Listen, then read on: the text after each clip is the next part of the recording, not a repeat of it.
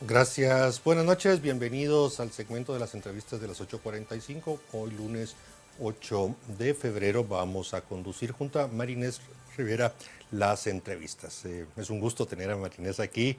Hoy está supliendo a Carmina Valdizán, pero siempre tener a Marinés es un gran gusto. ¿Cómo te va? Buenas noches. Bien, gracias Mariana, un gusto volver aquí a coincidir con usted aquí en a las 8:45 pues para hablar de estos temas tan controversiales que están sucediendo en nuestra coyuntura, ¿no? Como el tema de elección de Corte de Constitucionalidad. Efectivamente, Marinés ya ha adelantado la primera entrevista. Vamos a hablar de estos procesos que ya se abrieron, tanto el Congreso de la República, la Corte Suprema de Justicia, el Consejo Superior Universitario, también el tema del Colegio de Abogados y Notarios de Guatemala.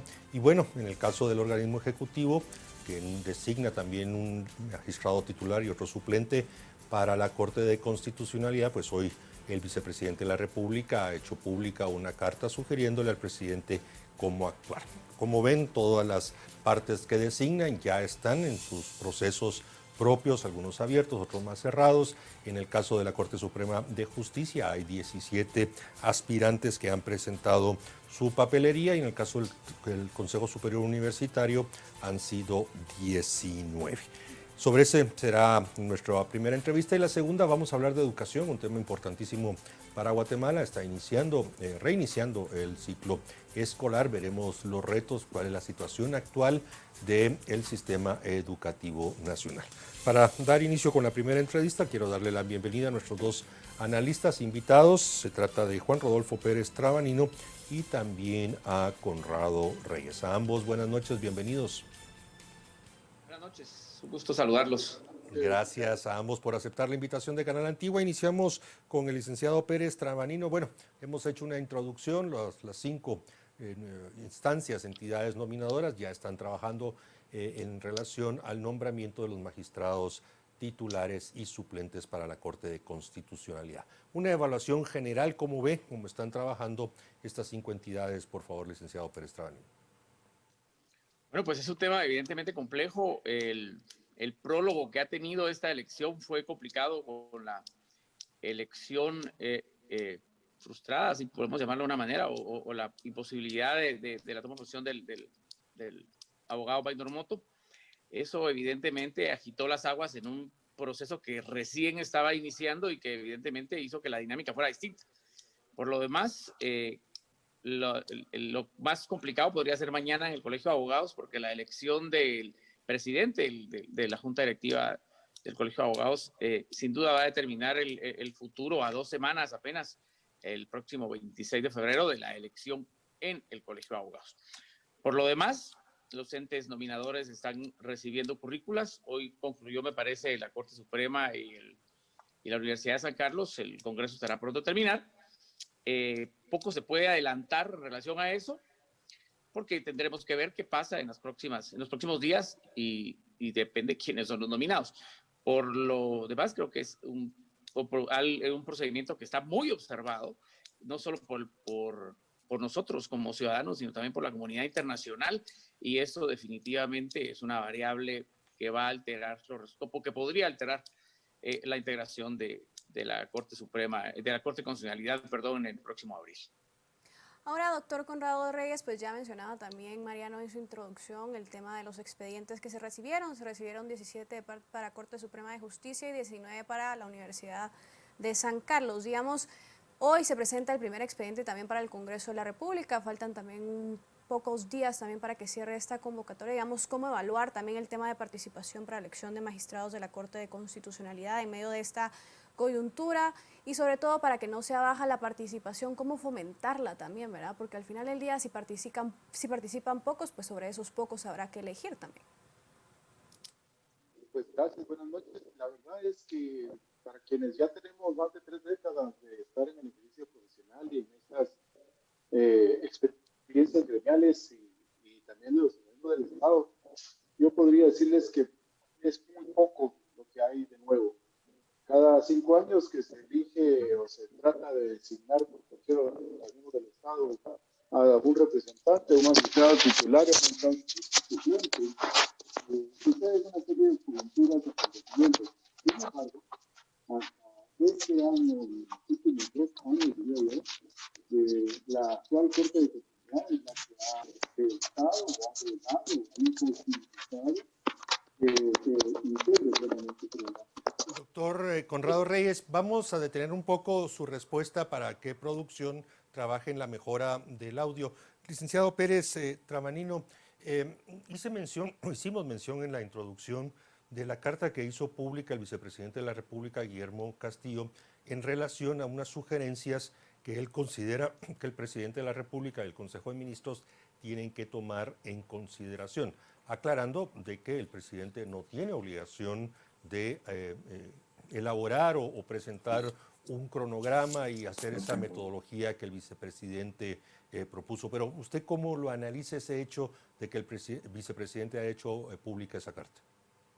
A ver, yo veo dos cosas independientes. Primero es que lamento muchísimo la relación entre el presidente y el vicepresidente, que evidentemente no nos deja nada bueno al país cuando existe esa confrontación que se maneja en los medios. Lamento que ninguno de los dos haya tenido la altura suficiente para encarar sus problemas y hacer un gobierno en común. Y eso de estarse mandando cartas por los medios, publicarlas y luego mañana le contesta el otro, a mí me parece hasta de mal gusto.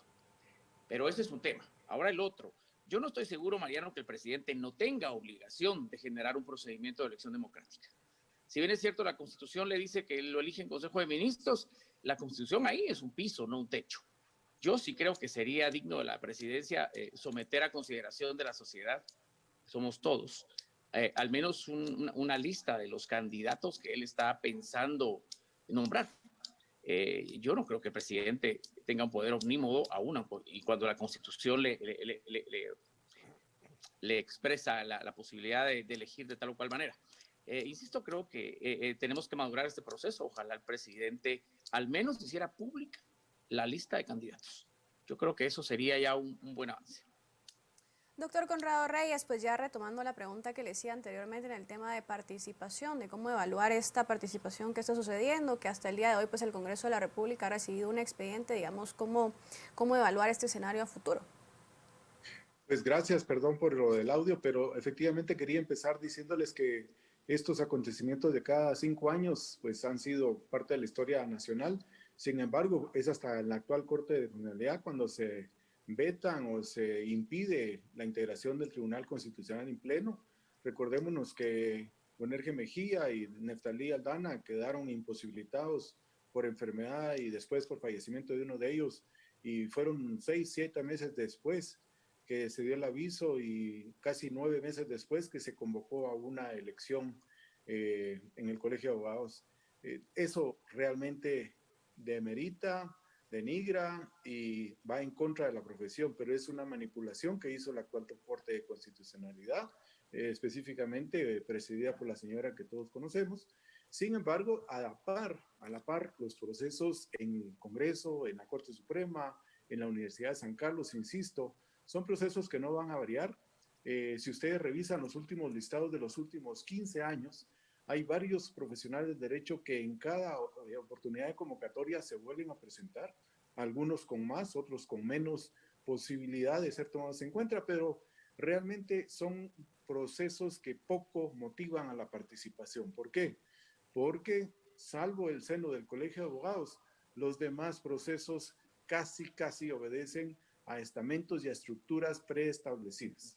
Y aquí hay que hablar claro. Realmente no han salido ni los más idóneos, ni los más honestos, ni los más capacitados en muchos de los procesos. Y eso lo podemos ver con favoritismos, con procesos que violan el debido proceso, con procesos que vulneran la propiedad privada, que incluso atentan contra la vida de las personas y se han ido a morir, por así decirlo, esos expedientes a las resoluciones de la Corte de Constitucionalidad.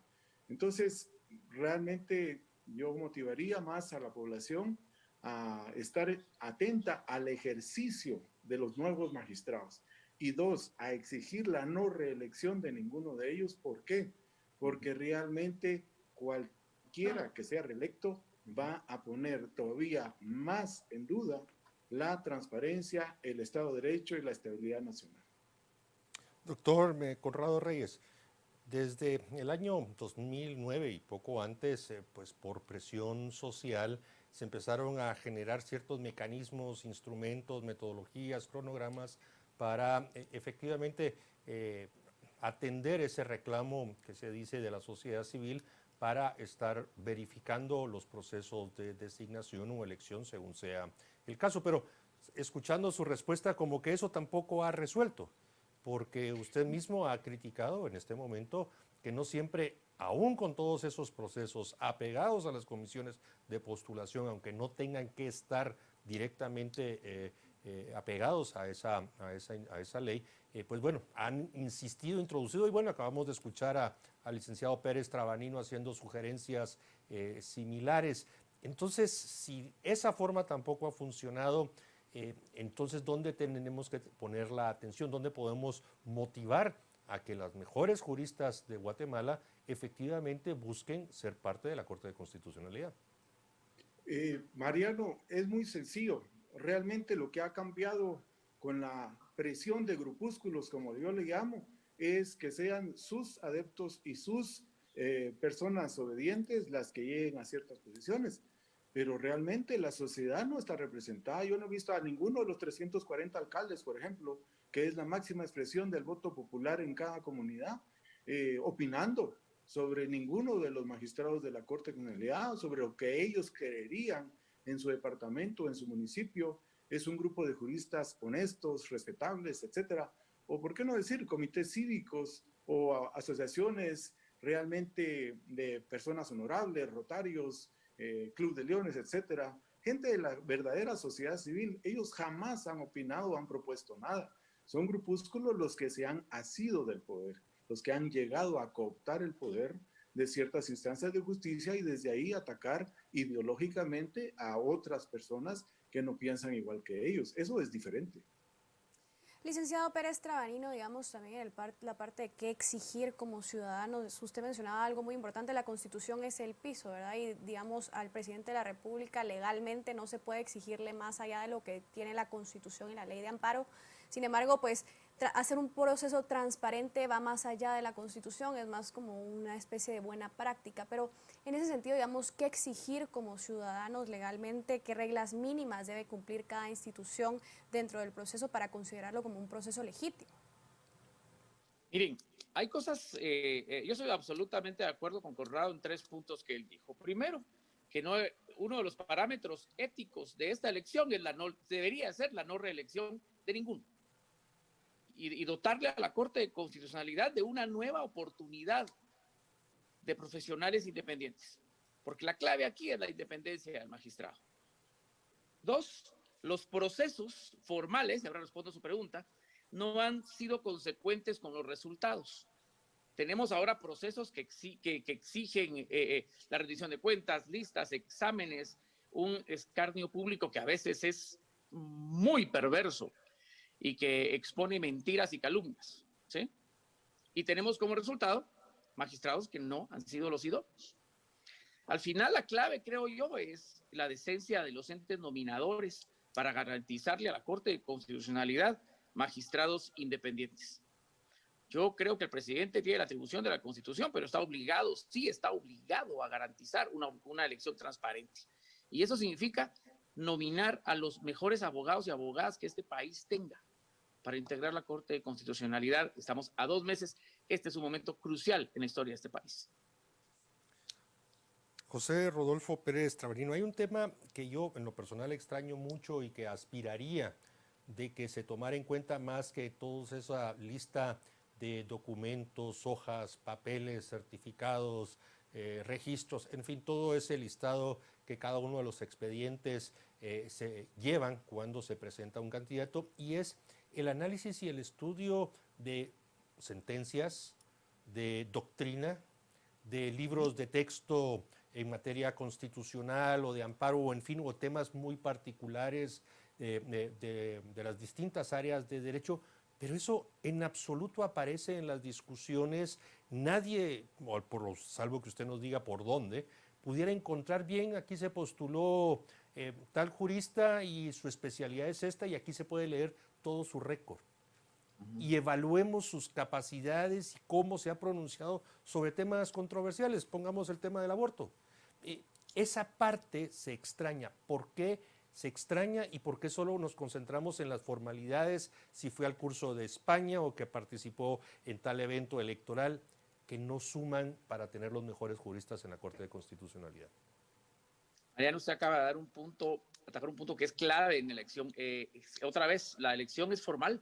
¿Qué tantos doctorados tiene? Aunque nadie dé fe ni dé 5 centavos por la universidad que le dio el doctorado, la maestría o los posgrados a fulanito de tal. Porque a veces se dan los doctorados entre amigos. Ahora te doy el doctorado yo para que la próxima vez me lo des tú. Y eso suma porque se intenta cuantificar los méritos de un candidato en base a sus maestrías o doctorados que muchas veces no dicen de él. Usted acaba de dar un punto importante. En este país tan pequeño nos conocemos todos. No solo es cuántos libros ha escrito o cuántas sentencias ha dictado, es cómo ha llevado su vida profesional. Desde la perspectiva del abogado litigante es cuántas inconstitucionalidades ha presentado, cómo están fundamentadas, cuántas ha ganado, cuál ha sido su expresión pública en el ejercicio de su profesión.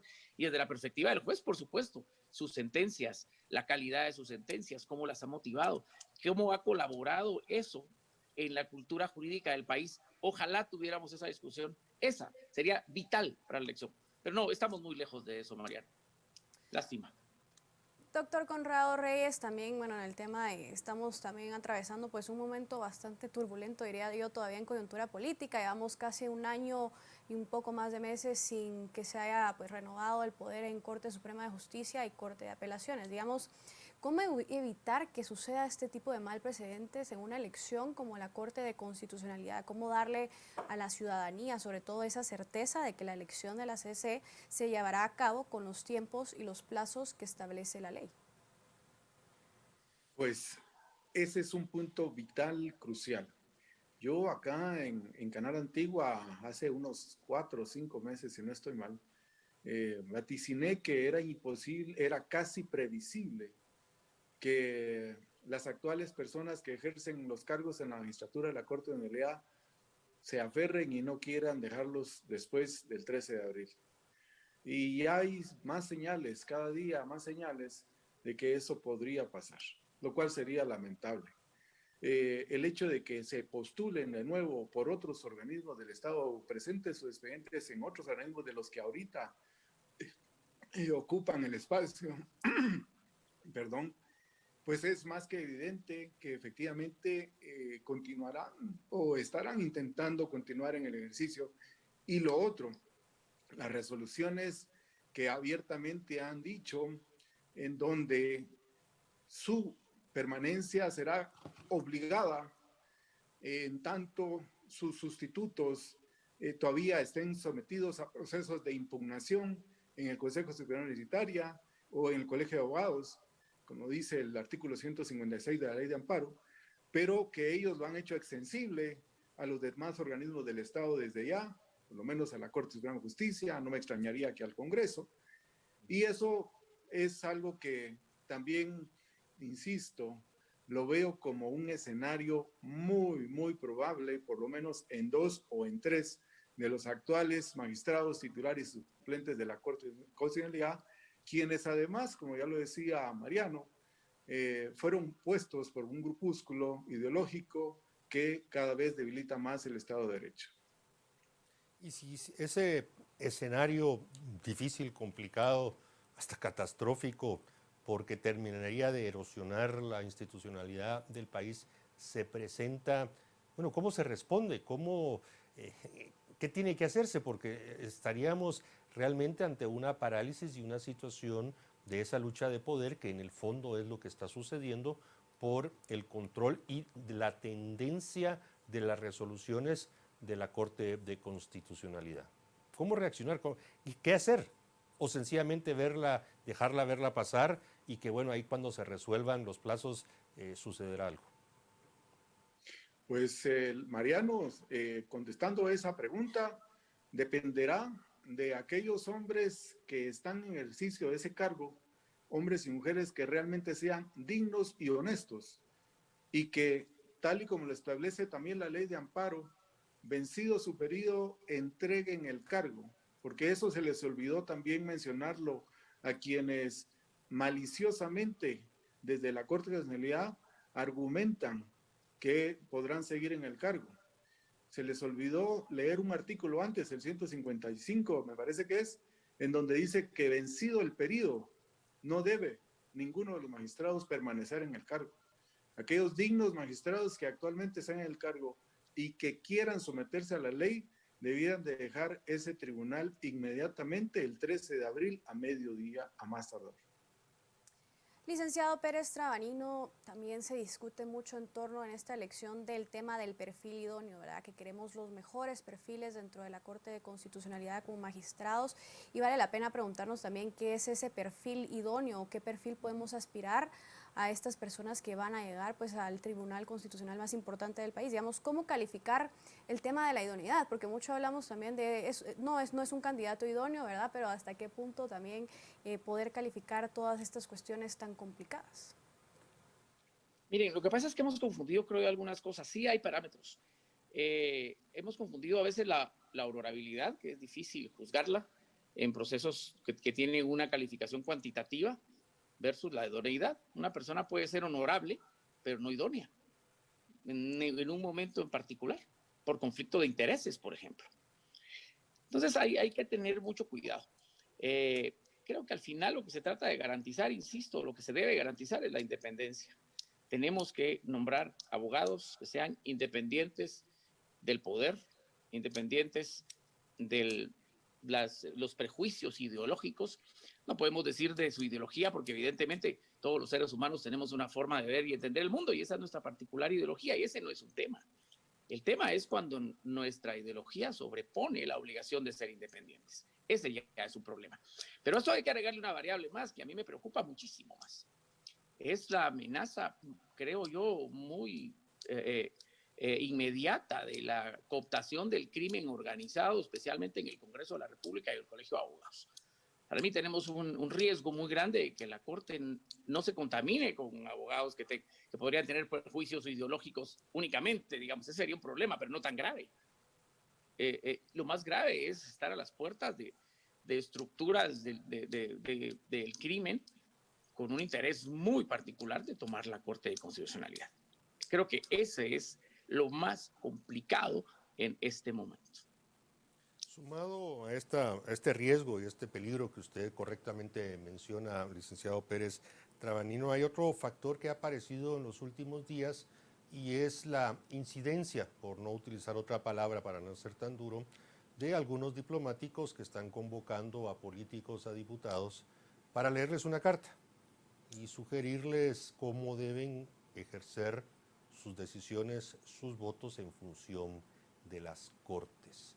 Situación muy complicada porque aquí sí está directamente, hay una directa incidencia hacia los asuntos propios del país. ¿Cómo valora usted esa situación que está ya demostrado que está sucediendo en los últimos días?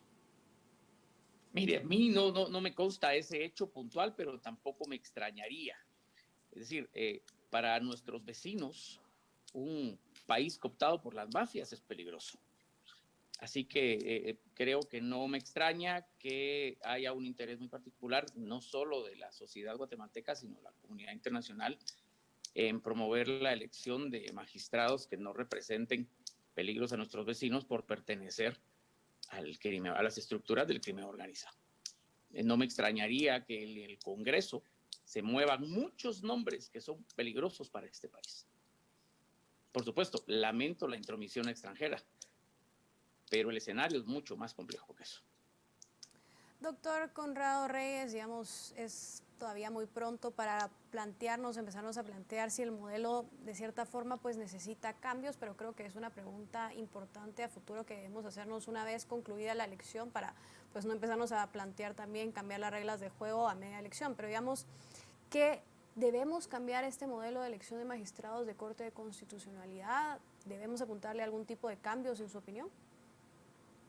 Sí, definitivamente. Yo creo que en muchas partes y en muchos aspectos, el sistema de la Constitución de 1985 y que entró en vigencia en 1986, pues va ya, es necesario y urgente revisar muchos aspectos.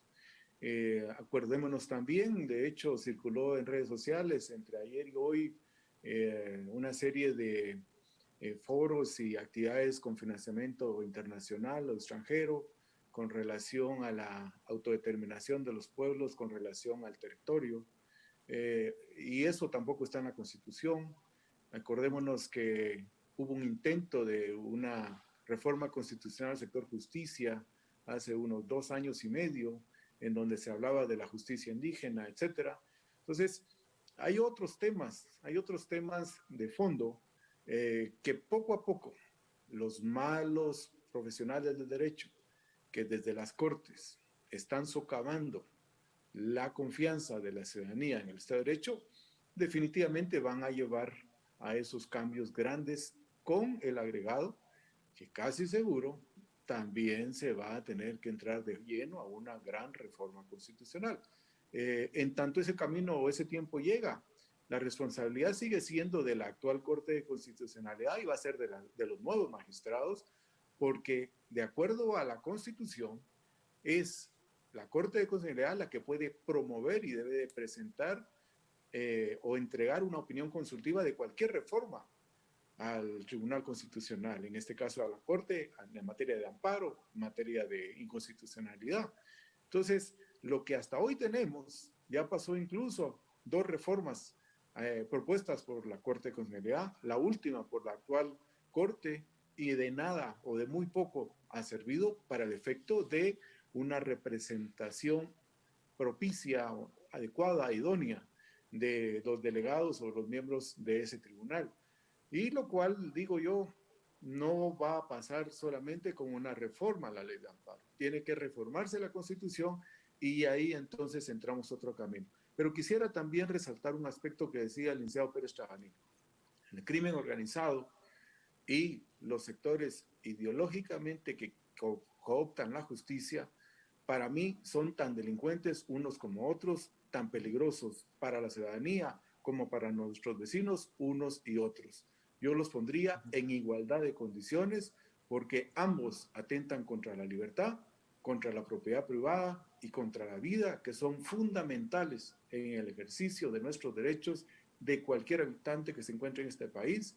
Y eso es lo que realmente no debemos de permitir los guatemaltecos, que se siga atentando en contra de esos 3 derechos fundamentales.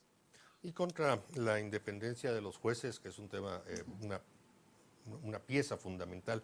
Doctor Reyes, yo a usted también le quisiera hacer esta pregunta de esta incidencia activa de parte de los diplomáticos, enviando invitaciones, correos electrónicos, llamadas, y bueno, si alguien la acepta, le leen una letanía, una carta y le advierten de las consecuencias de no atenderlo. ¿Cómo valora usted esa incidencia activa que está sucediendo en este momento?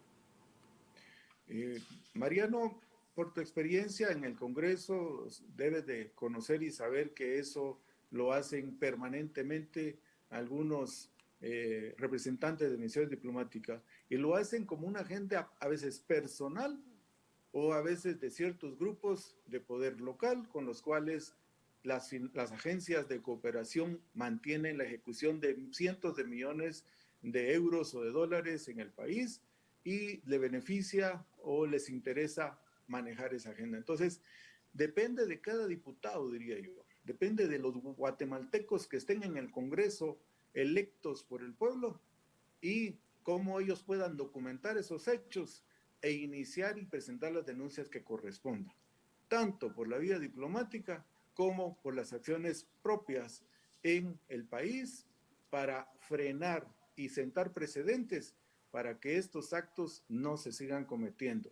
Hace muy poco tiempo entregó el cargo el presidente Trump en Estados Unidos, nombró 3 magistrados en la Corte Suprema, algo trascendental que casi nunca pasa. Me pregunto yo, cada uno de ellos, de los magistrados o los abogados que el presidente Trump propuso para elegirse en el Senado a efecto de que ocuparan esa posición de la justicia suprema en Estados Unidos, ¿acaso permitiría que el embajador de Rusia o el de la India o el de la China o el de países europeos tan siquiera cuestionara el nombre de una dama, de una jurista o de un abogado un jurista estadounidense que ha sido propuesto por su presidente. Entonces, ¿por qué los señores diputados en este país no empiezan ya a darse su lugar y a presentar las denuncias que corresponda? Esa es una labor que sería digna de verla desde cualquier legislador. Licenciado Pérez Trabanino, pues ya para ir concluyendo también, ¿cuál es el rol que usted considera pues puede y debe jugar la ciudadanía en este proceso de elección de magistrados de Corte de Constitucionalidad? Miren, la ciudadanía tiene que estar muy atenta y, por supuesto, manifestándose enérgicamente porque nos estamos jugando el país. Lo que pase de aquí a un mes va a ser determinante. El 13 de abril debemos tener la mejor Corte de Constitucionalidad posible. Tenemos que cerrar ya este capítulo y abrir otro. No podemos continuar. Lo peor que le podría pasar al país es que esta Corte continúe en funciones más allá del 13 de abril. Eso sería inaceptable, absolutamente. Y ojalá que los entes nominadores nombren a los mejores abogados y abogadas, a los más independientes y a los más capaces. Bien, con esa apelación que hace el licenciado Pérez Trabanino, damos por concluida la entrevista sobre este tema. Agradezco a Conrado Reyes y a Juan Rodolfo Pérez Trabanino que nos hayan acompañado esta noche. Muchas gracias, tengan buen descanso. Un gusto. Chao. Gracias. Bien, Marinés, vamos a hacer una pequeña pausa y después de la misma vamos a hablar de educación, tema que pues bueno, es de lo más importante que debemos de fortalecer y preocuparnos que haya cobertura y calidad. Así que con dos expertos hablaremos de educación y el reinicio del ciclo escolar este año 2021. Los esperamos.